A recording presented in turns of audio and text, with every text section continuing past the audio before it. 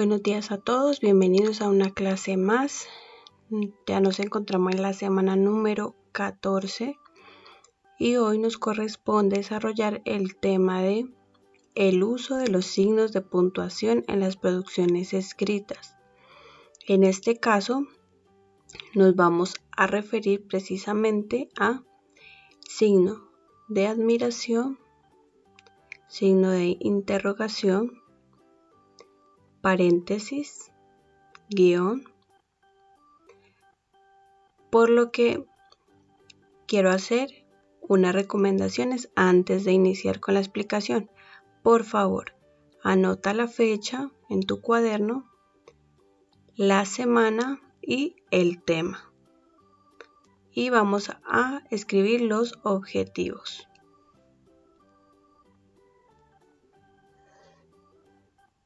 Bueno, vamos a iniciar con la explicación. Vamos a decir que el uso de los signos de interrogación consiste en ubicar el signo, como lo vemos en la imagen, al inicio y al final de las oraciones o los enunciados que contienen una pregunta. Tengamos en cuenta que cuando se usa un signo de este tipo, sea interrogativo o afirmativo, es decir, exclamativo, no se puede o no se debe poner un punto después de este porque, si ustedes se dan cuenta, el signo que abre está hacia arriba el punto, pero el signo que cierra está hacia abajo. Entonces, este punto que observamos aquí es el que me cumple la función también de ser un punto aparte o un punto seguido. Por lo tanto, al final, o sea, aquí no iría un punto.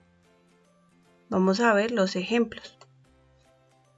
Vemos 3 personas que están compartiendo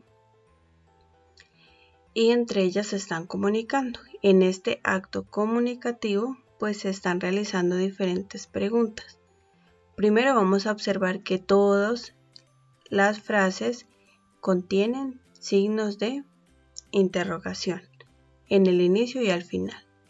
Pero hay algo muy particular que tenemos en cuenta, es que las palabras con las que se inician la pregunta, por ejemplo, ¿dónde, a qué o por qué?, están tildadas, es decir, tienen una tilde diacrítica y esta a su vez cumple la función de dar un acento tónico y también cumple la función de diferenciar unas palabras de otras. Encontramos que la palabra por qué también existe junta, que sería por qué. En este caso dice por qué, la encontramos separada. Y también vemos que existe la palabra que sin tilde. Entonces esta nos ayuda a diferenciar esas palabras que se escriben igual, pero que con la tilde van a tener un significado diferente. Entonces, observemos el ejemplo. Le está preguntando ¿a qué hora regresaste? Si hacemos el ejercicio de pronunciar la oración o la frase, vemos que hay un acento tónico en la palabra que, al igual que ¿dónde estuviste ayer? Y ¿por qué? Las preguntas. Recordemos que el por qué, es decir, esta palabra por qué, en pregunta debe ir separado, pero en respuesta, por ejemplo, ¿por qué las preguntas? Y ellas pueden contestar ¿por qué nos preocupamos por ti? En ese sentido, el por qué de la respuesta va a ir unido. Entonces, tengamos en cuenta la diferencia de cómo se usa el por qué. ¿Listo? Vamos a seguir con el siguiente signo, que es de exclamación. por lo que vamos a conceptualizar y definir qué es. Se pone igualmente uno al principio y el otro al final de las oraciones que expresan sorpresa, alegría, tristeza, indignación o pesar. Si vamos a observar la intención o el objetivo que tienen estos signos, podemos ver que son sentimientos o reacciones que puede tener un enunciado o una persona que está enunciando. Vamos a ver los ejemplos. Si yo observo el ejemplo del niño que dice cómo me he divertido, puedo notar en esa oración que la acompaña de alegría. Pero si yo observo lo que dice la señora, qué paisaje tan bello, puedo definir o concluir que está sorprendida o se siente agradable ante esa situación. Y el ejemplo del señor que acompaña a su familia es un enunciado de sorpresa. Entonces es un día maravilloso.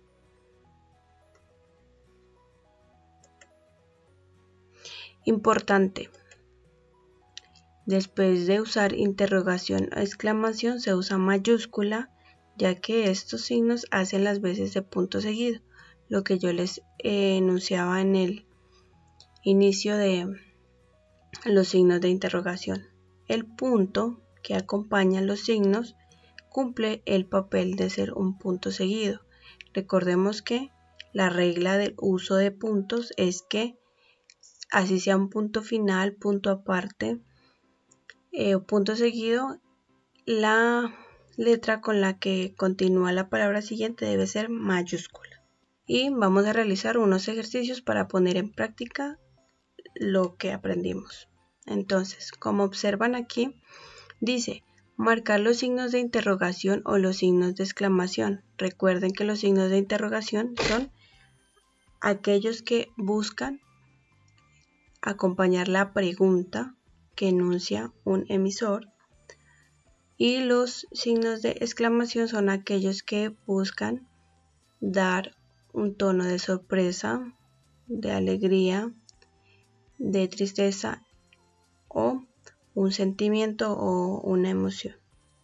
Entonces, en las siguientes oraciones.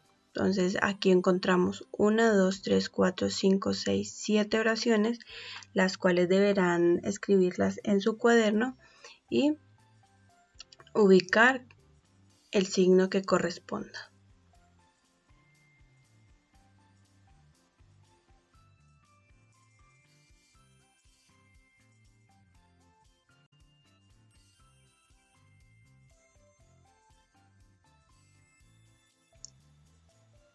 Bueno, seguido vamos a desarrollar rápidamente el uso de la raya, el guión y el paréntesis.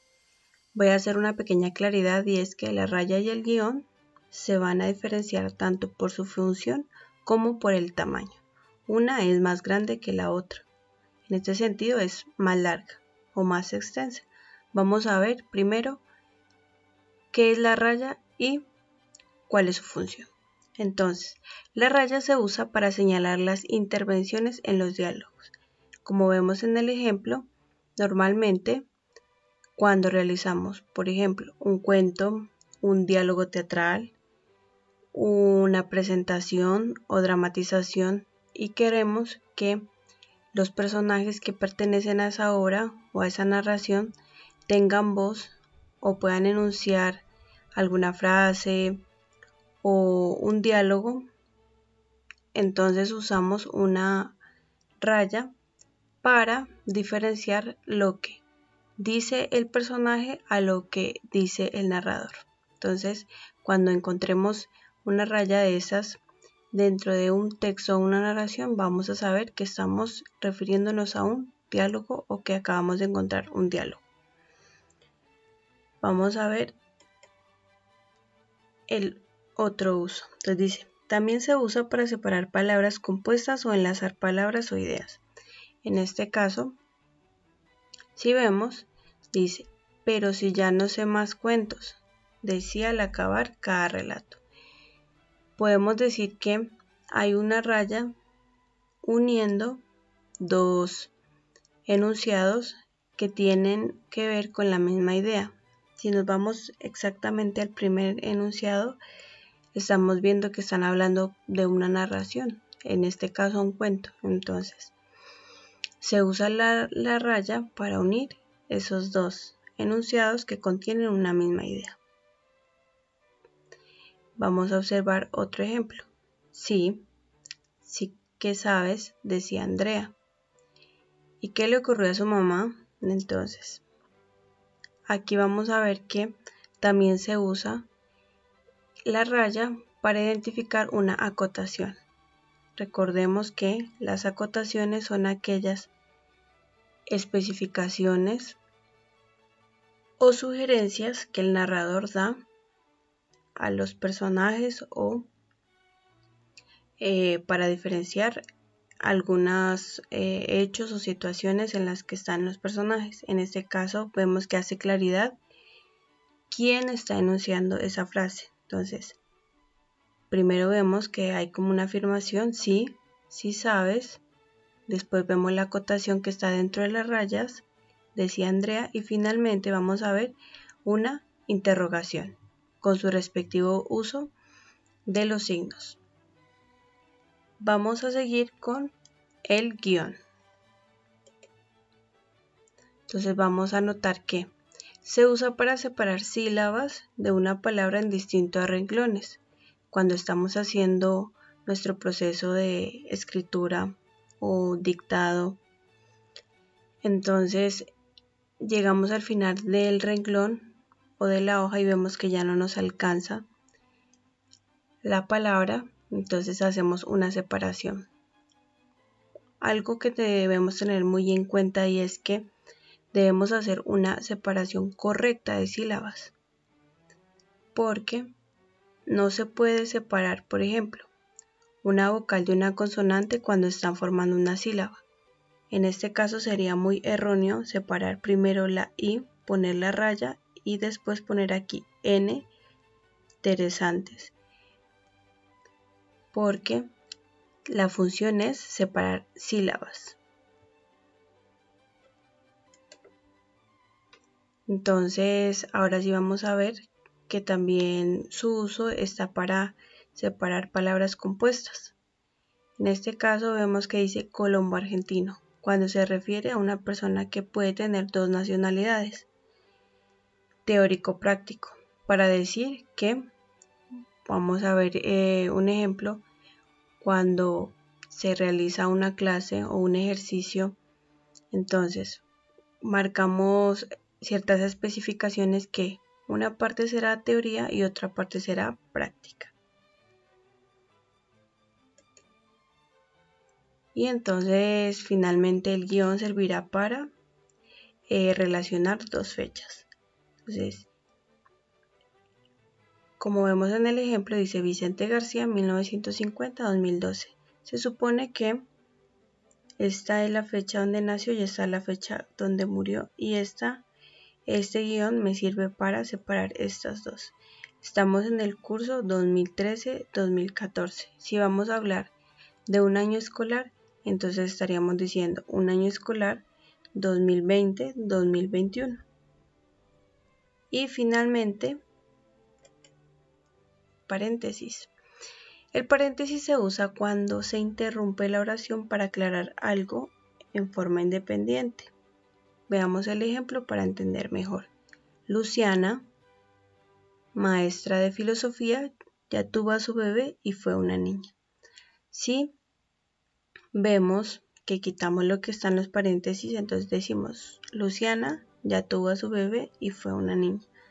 Quizás para las personas que están en el contexto, en el acto comunicativo, necesitan un poco más de referencia del sujeto de quien se está mencionando la oración. Entonces, se está refiriendo a un sujeto que es Luciana, pero para hacer claridad quién es, entonces ponemos entre paréntesis maestra de filosofía. Y para agregar fechas, nombres, lugares, citas, etc. Entonces vemos en el ejemplo que para hacer como una claridad en un lugar, si queremos hacer como un paréntesis para explicar las fechas, y en este caso dice los nombres. Cuando hablamos de citas, estamos hablando de darle la autoría de un enunciado, una frase o algo que se dijo en un texto, pues a quien realmente lo elaboró. En este caso, voy a explicarles cómo así una cita. Vemos aquí una frase, ¿cierto? Que está entre comillas, y esto quiere decir que si está entre comillas es porque alguien la enunció. Entonces dice, el que busca la verdad corre el riesgo de encontrarla. Esta frase fue enunciada o creada por alguien, dicha por alguien. ¿Quién fue esa persona? Pues la escritora Isabel Allende. Por eso se pone entre paréntesis para darle la respectiva autoría.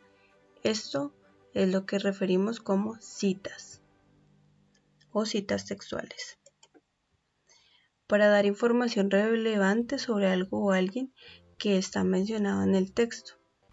En este caso vemos que inicia con Octavio Paz, que es un escritor, y hace entre paréntesis da una información muy importante, y es que este escritor ganó un premio Nobel de la literatura. Es uno de los más importantes dentro de la literatura, por eso hace como esa mención, hace información relevante porque es importante que lo conozcan, y pues seguido complementa la oración. Para dar varias opciones con relación al género o al número de la palabra dentro de una oración.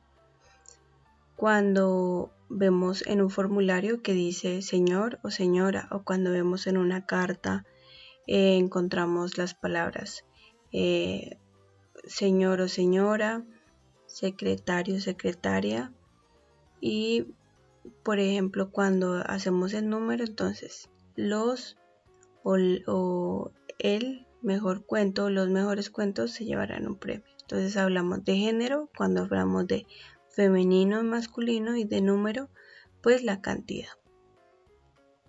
Finalmente vemos que para intercalar en un texto la enumeración de los nombres, objetos o animales.